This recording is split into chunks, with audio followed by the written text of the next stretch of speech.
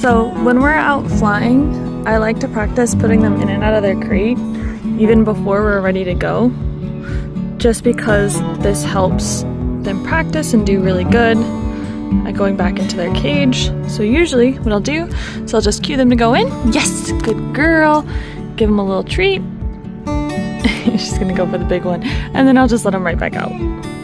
So that way they get lots of practice of just going in and out of their crate.